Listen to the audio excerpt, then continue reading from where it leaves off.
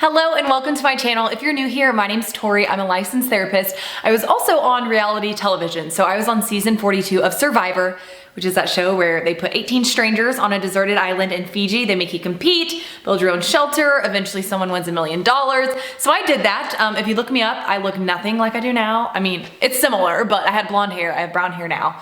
Is it a disguise because I was a brat on the island? You will never know. So I'm in the process of moving, so I'm going through a bunch of stuff, and I found some Survivor memories that I just want to share with you because you don't always get a behind the scenes peek at like other things that go on and go into Survivor other than the 40-minute episodes that you see on the TV. So I just kind of wanted to take you into my experience. Like something I have here, this is a poster I made on the last day of quarantine just to celebrate that. We had to quarantine for 14 days in Fiji before being able to play the game. I also have right here, this is all of my wedding planning because I got engaged 3 weeks before leaving for Survivor. I was told we were gonna wait until after I got back from Survivor, so it was definitely a surprise. Well, it was kind of a surprise.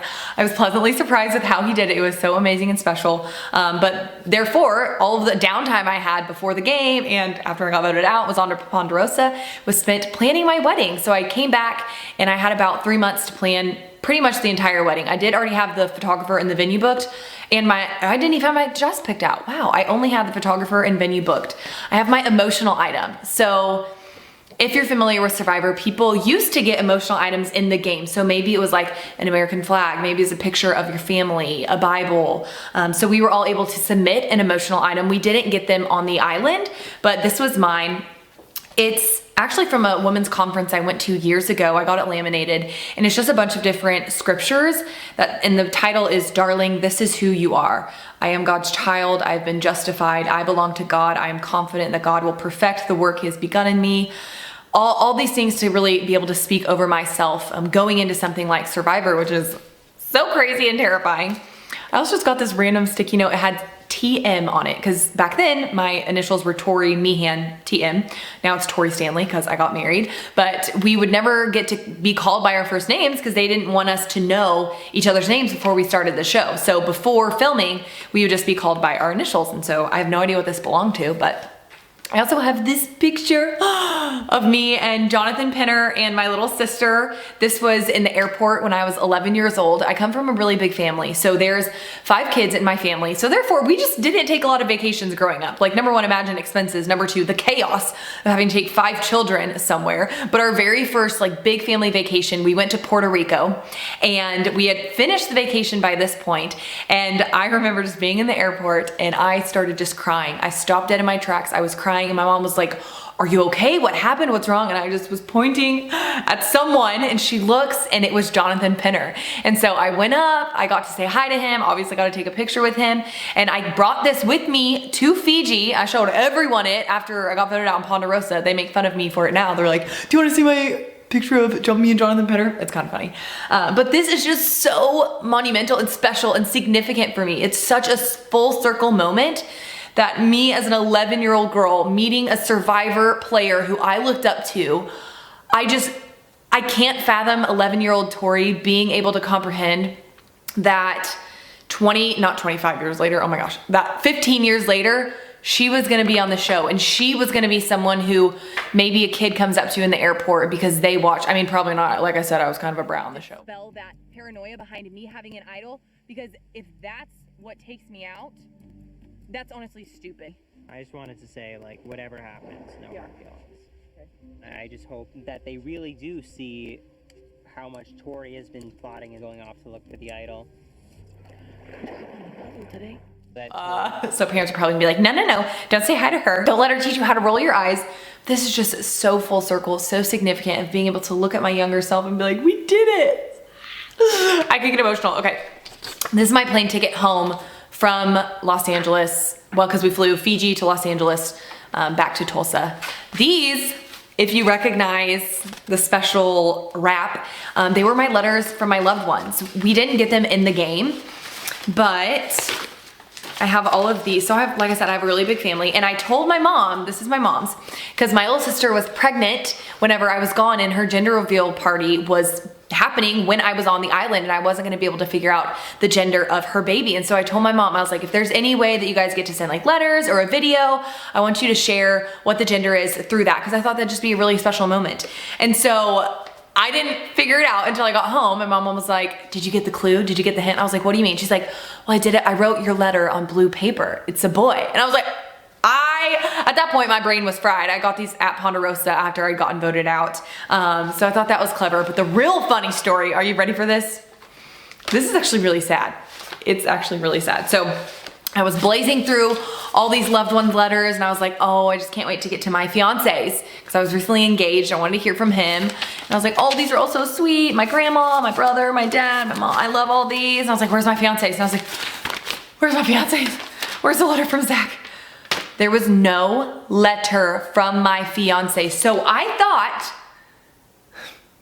thought something happened and he didn't want to be with me anymore, because let's be honest, this was not, like, our love story is very unique in the sense that we didn't just meet each other and then start dating and live happily ever after. He was a little immature, and he would be fine with me saying this because he owns up to it. There was a time when he was talking to me and another girl, just like in the talking phase, we weren't dating, and he chose the other girl over me. And I didn't know about that. So my like trauma past, I was thinking, oh my gosh, I was away for about 2 months. We didn't get to talk. So he started talking to someone else, and now he doesn't want to be with me. And I did not get my phone for about 10 days. So I didn't get to talk to him, didn't get to ask what was up.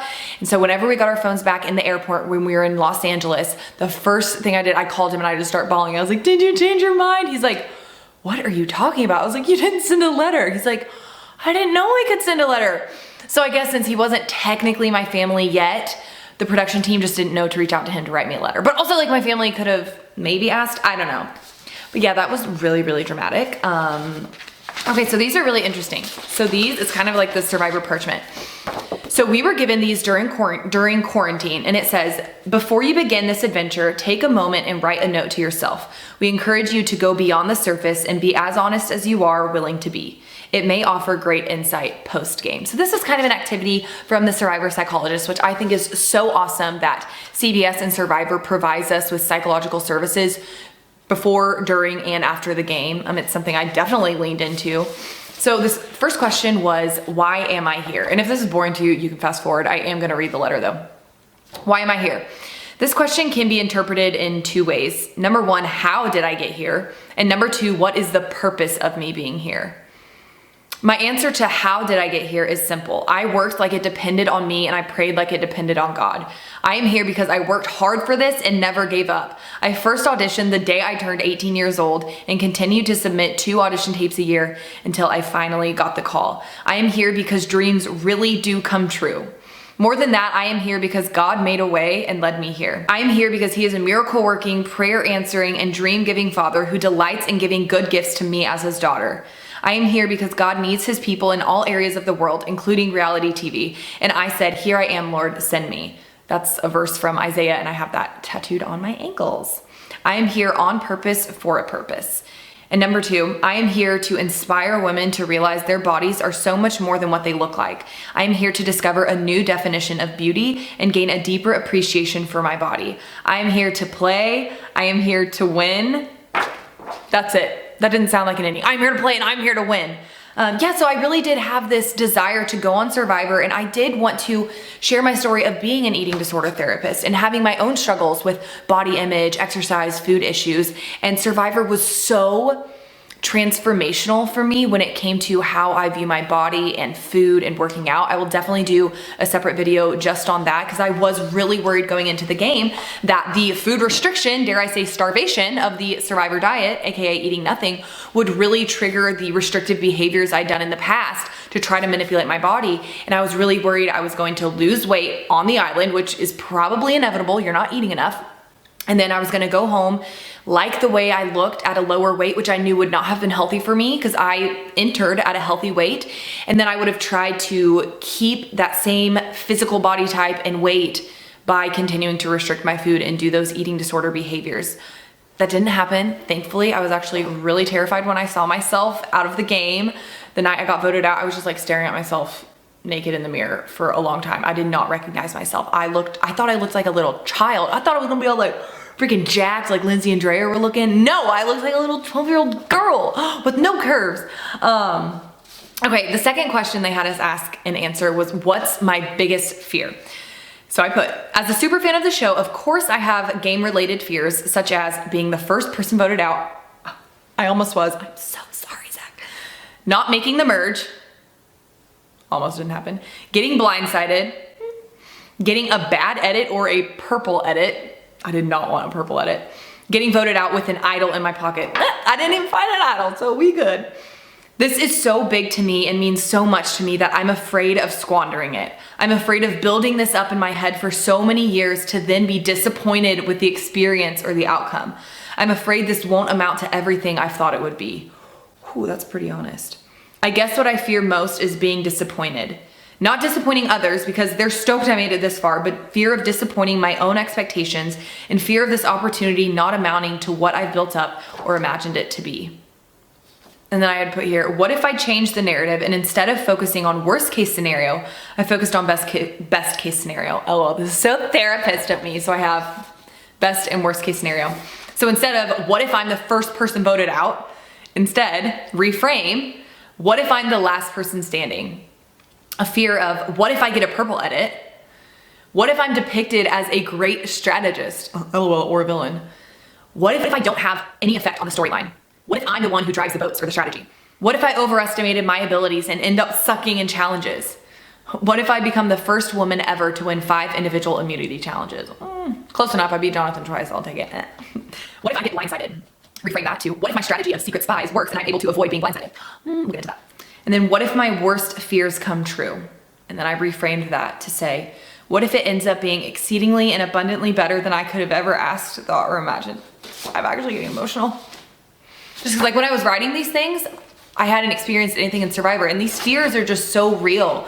Like I had dreamed so long to be on Survivor. I was absolutely terrified that I was gonna be the first person voted out, which is why they never showed it in the first episode, but I was so terrified they were gonna depict me as this incredibly emotional girl. I remember one of the confessionals when they asked me right before the first tribal, they said, Tori, how are you feeling going into this first tribal? And I said, you know what? I am terrified. And I just start bawling. That's why I also felt so bad that someone had to be the first person voted out of Survivor. And that's why I hated doing that to Zach. I really did. In the confessional of me feeling like a monster, that's really what I felt like because I knew how much I did not want that to be me. I hated that it had to be someone else, but that was my real fear going into it. Okay, and number 3, the question was, what do I hope for most? So I had surface or game related hopes. I hope I survive pre-merge. I hope I win 5 individual immunity challenges. I hope to find and correctly use 2 to 3 hidden immunity idols. Wow, go off. I hope I get a positive edit, not a purple one. See, I should have clarified because I said positive edit, not a purple one. I didn't say positive edit, not a villainous one. I'm okay with it. Why do I keep doing this? I don't do that in real life. I hope to be the sole survivor. Well, sorry. And then deeper hopes. I hope I maintain a joyful perspective and positive attitude throughout. I hope I gladly accept God's will. Whew. I hope I have fun and enjoy the experience, despite what Keith says about Survivor not being fun. Survivor ain't fun. Going on a cruise is fun. You know, going fishing is fun. Going to play golf fun. These ain't fun. I mean, look at me. Golly. I hope to inspire women and help them realize that their bodies are so much more than what they look like. I hope to gain a deeper appreciation for my body. I hope to discover a new definition of beauty. I hope to inspire people to go for their dreams and to take God up on his promises, to work like it depends on you and pray like it depends on God. I hope this dream is exceedingly and abundantly better than I could have ever ask, think, or imagine. I know that God is sovereign and omnipotent. I've worked my hardest and will continue to do so, but there comes a point where I'll have to trust God with the outcome and with the things that are out of my control. I hope I'm not disappointed by the outcome. I hope I'm not disappointed by his will.